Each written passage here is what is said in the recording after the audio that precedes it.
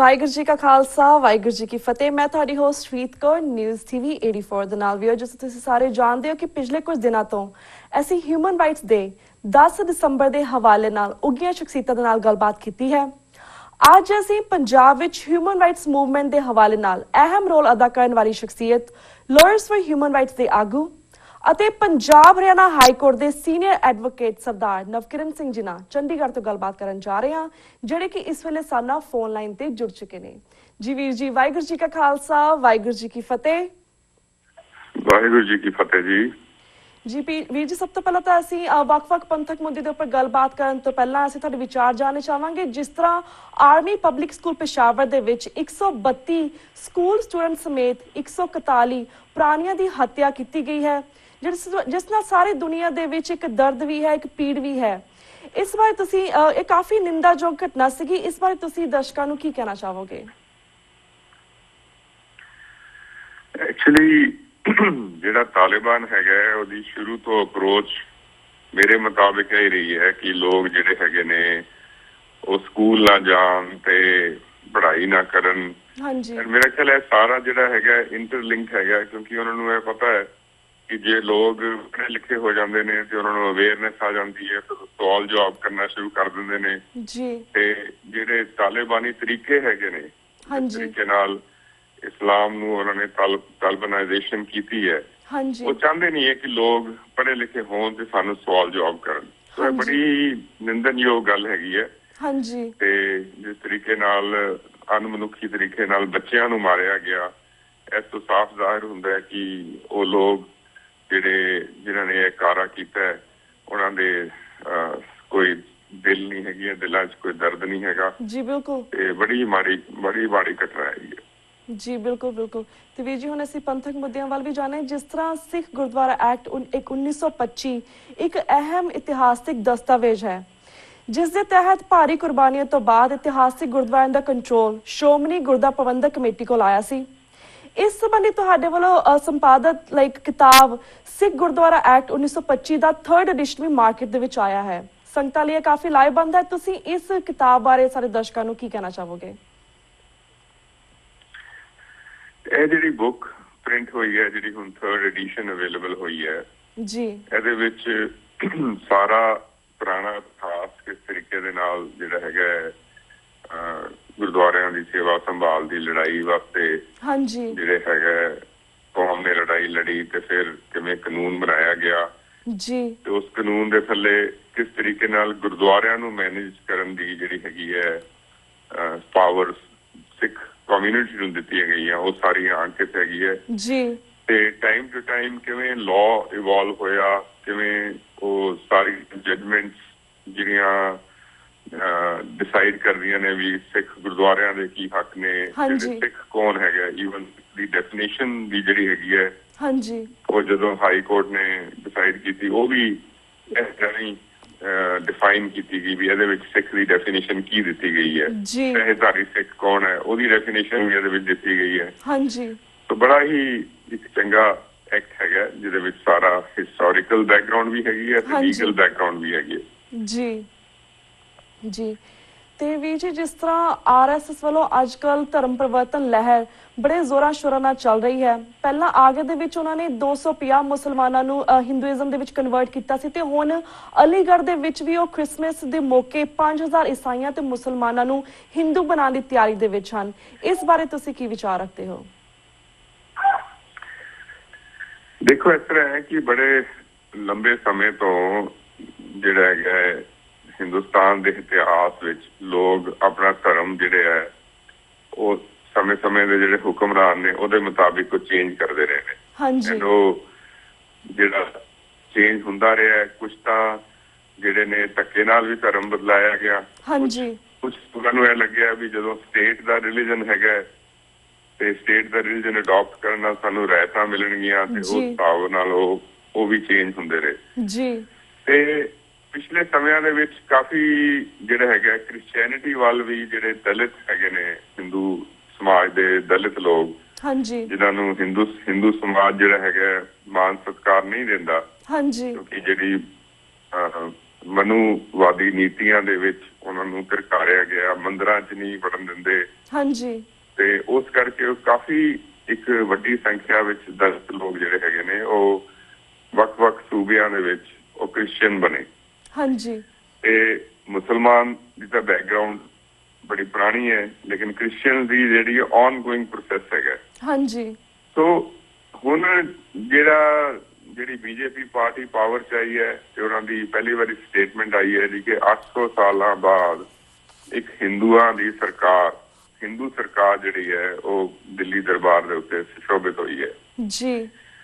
ਸੋ ਉਹਨਾਂ ਦੀ ਕੋਸ਼ਿਸ਼ ਹੈ ਕਿ ਜਿਹੜੇ ਲੋਕ ਇਕਨੋਮਿਕ ਬੈਨੀਫਿਟਸ ਕਰਕੇ ਹਾਂਜੀ ਪਿਛਲੇ ਸਮਿਆਂ ਦੇ ਵਿੱਚ ਜਿਹੜੇ ਹੈਗੇ ਨੇ ਉਹ ਭਾਵੇਂ ਉਹ ਕ੍ਰਿਸਚੀਅਨ ਬਣੇ ਹਾਂਜੀ ਜਾਂ ਜਿਹੜੇ ਫੋਰਸਫੁਲ ਕਨਵਰਜਨ ਹੋਈਆਂ ਜਿਹੜੇ ਮੁਗਲ ਟਾਈਮ ਵਿੱਚ ਹਾਂਜੀ ਉਹ ਲੋਕ ਜੇ ਵਾਪਸ ਹਿੰਦੂ ਵਿੱਚ ਕਨਵਰਟ ਹੋਣਾ ਚਾਹੁੰਦੇ ਨੇ ਜੀ ਤੇ ਉਹਨਾਂ ਨੂੰ ਅਟਰੈਕਟ ਕਰ ਰਹੇ ਨੇ। ਹਾਂਜੀ।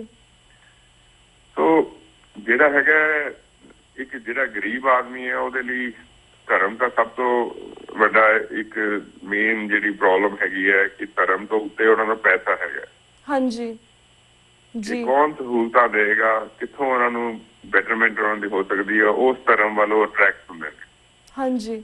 ਤਾਂ ਮੇਰੇ ਖਿਆਲ ਵਿੱਚ ਜਿਹੜਾ RSS ਦਾ ਏਜੰਡਾ ਹੈਗਾ ਕਿ ਉਹਨਾਂ ਲੋਕਾਂ ਨੂੰ, ਕਿਉਂਕਿ ਉਹਨਾਂ ਨੇ ਕਿਹਾ ਘਰ ਵਾਪਸੀ। ਹਾਂਜੀ। ਉਹਨਾਂ ਨੇ ਧਰਮ ਪ੍ਰਵਾਸਰ ਨੂੰ ਘਰ ਵਾਪਸੀ ਦਾ ਨਾਮ ਦਿੱਤਾ। ਹਾਂਜੀ। ਉਹ ਇਹ ਕਹਿ ਰਹੇ ਨੇ ਜੀ ਕਿ ਇਹ ਲੋਕ ਘਰ ਵਾਪਸ ਮੁੜ ਰਹੇ ਨੇ ਜੀ। ਸੋ ਕਿਸੇ ਨੂੰ ਅਗਰ ਅਲਿਓਰ ਕਰਕੇ ਆਪਣੇ ਪੁਰਾਣੇ ਧਰਮ ਦੇ ਵਿੱਚ ਲਿਆਇਆ ਜਾ ਰਿਹਾ ਹੈ, ਅਟਰੈਕਟ ਕੀਤਾ ਜਾ ਰਿਹਾ ਹੈ। ਹਾਂਜੀ। ਤੇ ਉਹਦੇ ਬਾਰੇ ਸਵਾਲ ਜਵਾਬ ਤਾਂ ਹੋਣਗੇ, ਇਹਨੂੰ ਆਪਾਂ ਫੋਰਸਿਬਲ ਕਨਵਰਜਨ ਤਾਂ ਨਹੀਂ ਕਵਾਂਗੇ ਜੀ। ਤੇ ਜਦੋਂ ਵੀ ਲੋਕ ਕ੍ਰਿਸਚੀਅਨ ਬਣ ਰਹੇ ਸੀਗੇ ਤੇ ਅਸੀਂ ਕਹਿੰਦੇ ਸੀਗੇ ਵੀ ਤੁਸੀਂ ਆਪਣੇ ਮੰਦਿਰ ਇੰਨੇ ਚੰਗੇ ਬਣਾਓ ਹਾਂਜੀ ਕਿ ਹਰੇਕ ਤੁਹਾਡਾ ਸਿਸਟਮ ਇੰਨਾ ਵਧੀਆ ਹੋਵੇ ਕਿ ਜਿਹੜੇ ਹਿੰਦੂ ਸਮਾਜ ਦੇ ਲੋਕ ਨੇ, ਜਿਹੜੇ ਦਲਿਤ ਵਰਗ ਦੇ ਲੋਕ ਨੇ ਹਾਂਜੀ ਉਹ ਤੁਹਾਡੇ ਤੋਂ ਟੁੱਟ ਕੇ ਹੋਰ ਧਰਮਾਂ ਜੀ ਐਜੂਕੇਸ਼ਨ ਦਿਓ, ਫ੍ਰੀ ਮੈਡੀਕਲ ਕੇਅਰ ਦਿਓ। ਬਿਲਕੁਲ। ਤੇ ਬਜਾਏ ਜੋ ਕ੍ਰਿਸਚੀਅਨ ਬਣਨ ਦੇ ਤੁਹਾਡੇ ਵੱਲ ਆ ਸਕਦੇ ਨੇ। ਹਾਂਜੀ।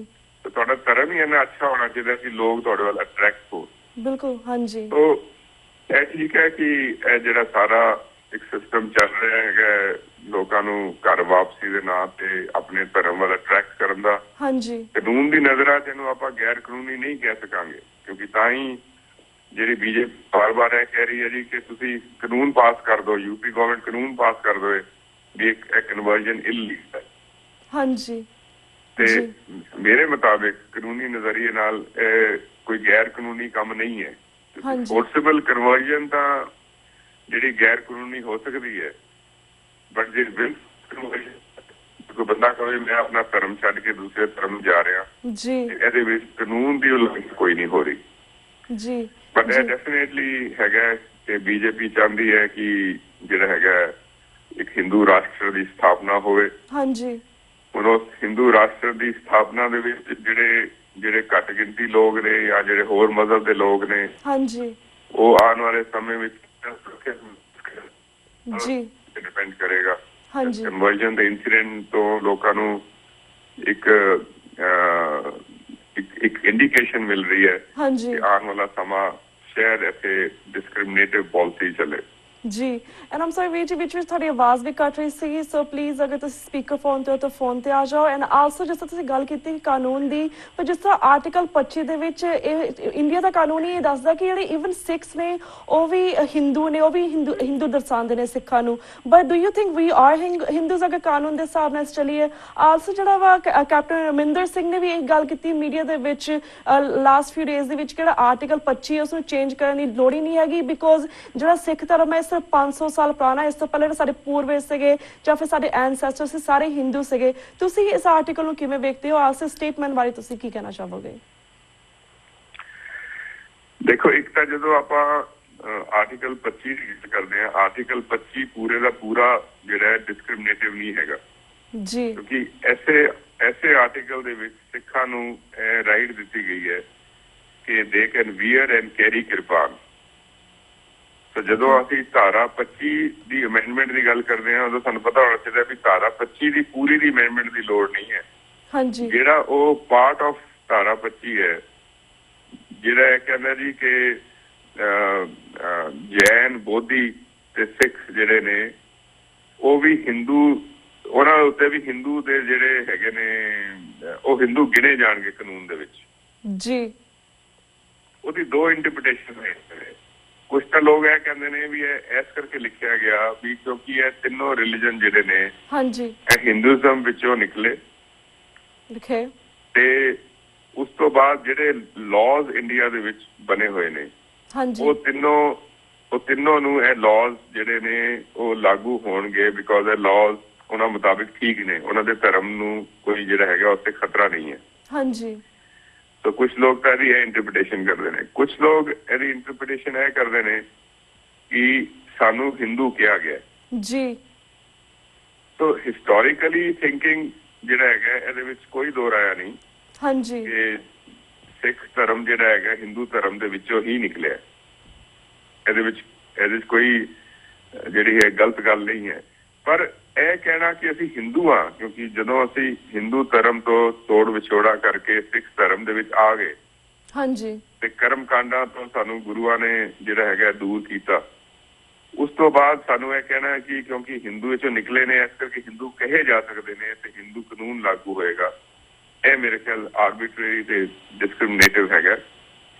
ਤੋ ਜਿਹੜੀ ਇਹਦੀ ਜੜ ਹੈ ਉਹ ਆਰਟੀਕਲ 25 ਦੀ ਉਹ ਪਾਰਟਿਕੂਲਰ ਧਾਰਾ ਹੈ ਜਿਹੜੀ ਸਾਨੂੰ ਹਿੰਦੂ ਕਹਿੰਦੀ ਹੈ ਤੇ ਇਹੀ ਕਾਰਨ ਹੈ ਕਿ ਜਿਹੜਾ ਹਿੰਦੂ ਸਕਸੈਸ਼ਨ ਐਕਟ ਹੈ ਜਾਂ ਹਿੰਦੂ ਮੈਰਿਜ ਐਕਟ ਹੈਗਾ, ਇਹ ਜਿਹੜੇ ਸਾਰੇ ਐਕਟ ਹਾਂਜੀ ਜਿਹੜੇ ਹੈਗੇ ਹਿੰਦੂ ਦੇ ਨਾਮ ਤੇ ਜੀ ਉਹਦੇ ਥੱਲੇ ਸਾਨੂੰ ਕਾਨੂੰਨ ਦੇ ਵਿੱਚ ਬੰਨਿਆ ਗਿਆ ਹੈ। ਜੀ ਜੀ।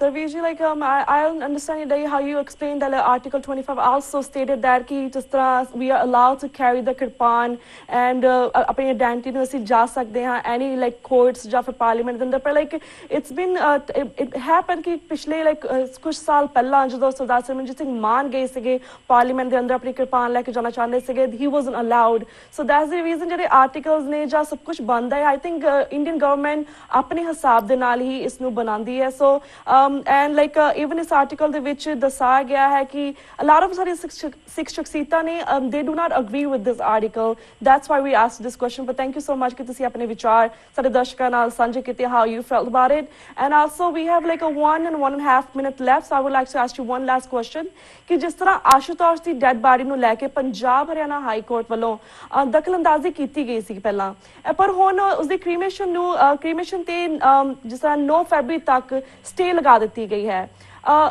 What do you feel about it? Like what do you want to say about this? ਦੇਖੋ ਜਿਹੜਾ ਹਾਈ ਕੋਰਟ ਨੇ ਫੈਸਲਾ ਕੀਤਾ ਸੀਗਾ ਕਿ ਉਸ ਆਸ਼ੂਤੋਸ਼ ਦੀ ਜਿਹੜੀ ਡੈਡ ਬੋਡੀ ਹੈ ਉਹਦਾ ਸੰਸਕਾਰ ਕਰ ਦਿੱਤਾ ਜਾਣਾ ਚਾਹੀਦਾ ਹੈ ਜੀ, ਉਹ ਬਿਲਕੁਲ ਠੀਕ ਸੀਗਾ।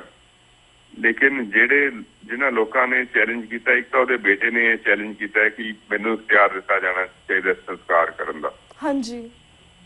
ਦੂਸਰਾ ਜਿਹੜਾ ਦਿਵਯ ਜੋਤੀ ਸੰਸਥਾਨ ਦੇ ਲੋਕ ਨੇ ਉਹ ਕਹਿੰਦੇ ਨੇ ਵੀ ਸਾਡਾ ਬਾਬਾ ਜਿਹੜਾ ਹੈਗਾ ਉਹ ਇਸ ਲਈ ਸਮਾਧੀ ਵਿੱਚ ਹੈਗਾ ਹਾਂਜੀ, ਉਹ ਡੈਡ ਨਹੀਂ ਹੈਗਾ ਹਾਂਜੀ, ਤੇ ਇਸ ਕਰਕੇ ਜਿਹੜਾ ਹੈਗਾ ਉਹਨੂੰ ਜਿਹੜਾ ਉਹਦਾ ਸੰਸਕਾਰ ਕਰਨ ਦੀ ਗੱਲ ਨਹੀਂ ਕਰਨੀ ਚਾਹੀਦੀ ਜੀ।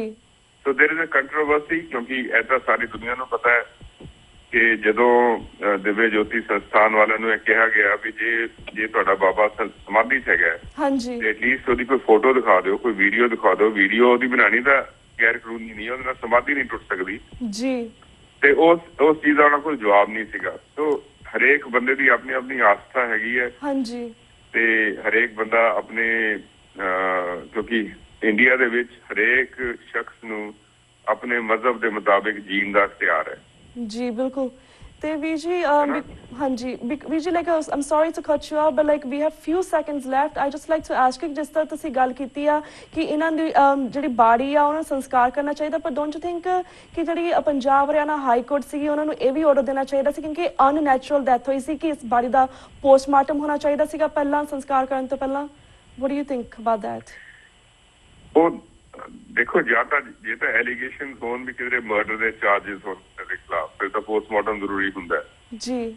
ਜੇ ਕੋਈ ਇਸ ਤਰ੍ਹਾਂ ਦੇ ਐਲੀਗੇਸ਼ਨ ਹੈਗੇ ਹੀ ਨਹੀਂ ਹੈ ਤੇ ਹਰੇਕ ਡੈਡ ਬੋਡੀ ਦਾ ਪੋਸਟਮਾਰਟਮ ਕਰਨਾ ਕੋਈ ਜ਼ਰੂਰੀ ਨਹੀਂ ਹੈ। And and the people who are the legal heirs or the family members can always say कि ਅਸੀਂ postmortem नहीं कराना. जी. Because that is also a right given to you under the constitution. भी जैसे अपने रिश्तेदार दा body हैगी है. हाँ जी. ਤੁਸੀਂ postmortem नहीं कराना. You can say no to it. Ji. So those rights are there in the constitution. So nobody can force you a postmortem. हाँ जी. जी. Well, thank you so much ਵੀਰ ਜੀ ਕਿ ਤੁਸੀਂ ਸਾਰੇ ਦਰਸ਼ਕਾਂ ਦੇ ਰੂਬਰੂ ਹੋ after such a long time and ਇਹਨਾਂ ਮੁੱਦਿਆਂ ਦੇ ਉੱਪਰ ਆਪਣੇ ਵਿਚਾਰ ਸਾਰੇ ਦਰਸ਼ਕਾਂ ਨਾਲ ਸਾਂਝੇ ਕੀਤੇ. ਹੁਣ ਅਸੀਂ ਤੁਹਾਡੇ ਕੋਲ ਇਜਾਜ਼ਤ ਲੈਣੇ ਕਿਉਂਕਿ ਸਾਡਾ ਵਕਤ ਬ੍ਰੇਕ ਵੱਲ ਜਾ ਰਿਹਾ. ਵਾਹਿਗੁਰੂ ਜੀ ਕਾ ਖਾਲਸਾ, ਵਾਹਿਗੁਰੂ ਜੀ ਕੀ ਫਤਿਹ. ਵਾਹਿਗੁਰੂ ਜੀ ਕੀ ਫਤਿਹ ਜੀ. Viewers, ਵਕਤ ਹੋ ਗਿਆ ਇੱਕ ਛੋਟੇ ਜਿਹੇ break the. Keep watching News TV 84. We'll be right back after a short break.